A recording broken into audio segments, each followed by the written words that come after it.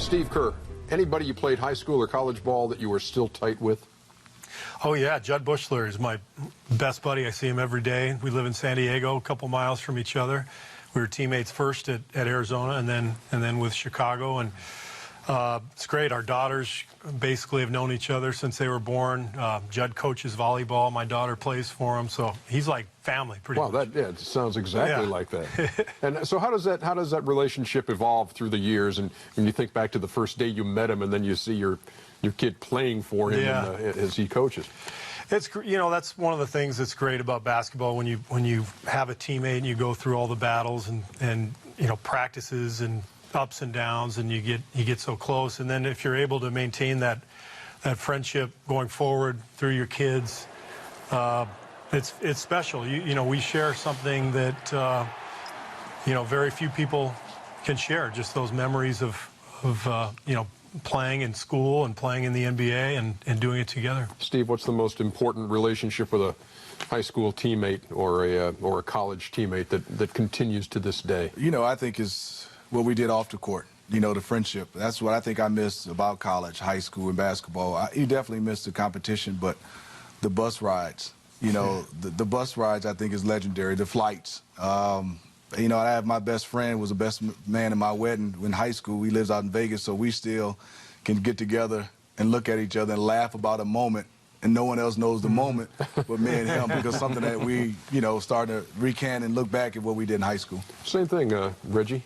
Well, what was interesting is, you know, for the Hall of Fame, when you've got to reflect on things and they give you a chance to get up there and speak, it gave me a chance to go back and bring my high school coach, Arlo Guard. And I hadn't seen him in, I mean, almost 30, 35 years. And to have a chance for him to be a part of that moment for me, because, you know, I didn't play AAU basketball, and it was a chance for he and I to reconnect, and to have him with me during that moment and for him to be there, it was really cool. Yeah, you know what, the other night, something struck me too, Charles. You had somebody who played on the Auburn basketball team with you. Yeah. Came by the studio one night and was hanging out in the green room watching us work. And what's the story there? You know, high school and college are a little bit different than the pros, because in the pros, we all get traded except Reggie. I think Reggie's the only one who played his entire career for one team, so that's a little bit different. But the rest of us, once you get traded, you got to make a new set of friends on another team. But in high school and college, especially high school, you've been with those guys your whole life. So you always have a special bond with them. I went back to my 30-year high school reunion last year. It was like, those are freaky, aren't they? They are. That's a little. But you know what's a little spooky. But you know what's another really segment. Oh man, I'm telling you. No, but you know what's really cool about it? You kind of represent them. You took it to another team, because obviously those guys didn't go on to the NBA.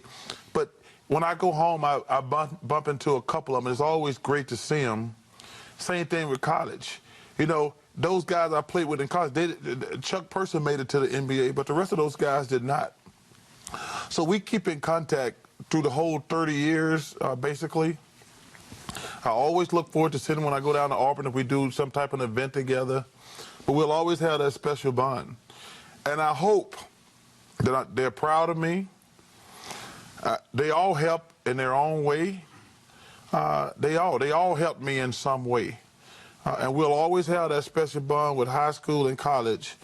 And I hope they have enjoyed this amazing journey, because when you're growing up in Leeds, Alabama, you know, some of us were late bloomers, some of us knew we were going to be great for one day. Like, when I met C. Webb in high school, I was like, damn, that's a big dude. You know, because I had Rick Mahorn said, I got this kid. Is that picture when you had the Zubas on? Yeah. I was like, my favorite player. That's dope. He got the little choke chain. He got Hulk Hogan pants. You know, I went to speak at Mahorn's camp, and he said, hey, man, this guy, Chris Webber, I said, he's the best high school player in the country. I had already read about him. Yeah. And he's in the weight room. Chris was always the same height in high school that he was through his whole NBA career. Like, he was this size at 18. And I walk in there, and he's pumping iron. I said, whoa, that guy put together pretty good. And it was really cool to meet him, and obviously all the years later see his great success. But, man, when you on a team, Ernie, there's always a clique on a team. The notion that you hang out with everybody, that's bogus. But there's one or two guys. In Philly, it was Rick Mahorn and Mike Jaminski. In Arizona, it was Mark West and Dan Marley and Sid Sabalos. But you have a little clique where you're like, hey, man, we're going to dinner. You know, and that don't mean you dislike those other guys. It's just certain guys. The bench guys hang out together, and a couple starters hang out together. So, but it's a really cool thing. My name is a guy by the name of Joe Cavalier. Joe actually works for me now. We've been best friends since '88. When I came from Germany in '88, went to a small school in San Antonio. Joe was the only one that talked to me, that hung out with me, and Joe was a great athlete. He was such a great athlete. My school from 9 to 12 was only 200 people, and our graduating class was 38. He was such a great athlete that at the end of the year, when they handed out awards, that we had to split the awards. So, you know, we both had dreams. He went on to play baseball, had a shoulder injury, so he couldn't, you know, fulfill his dreams of becoming a professional baseball player. So when I got drafted to Orlando, I moved him down to Orlando. He's been working for me ever since. His nickname is Joeski Love. He loves this show. He loves you guys. And so, you know, and back in '88, '89, Joe was always the one that pushed me, because before I came to San Antonio, I was, you know, 6'10", 6'11", couldn't dunk a basketball, so my confidence was very, very low. So me and Joe would practice every day. And I ain't rolling with that. I still don't believe that. You're telling that. I promise you. Ernie. 6'11" can't dunk. Anyway, Ernie, listen.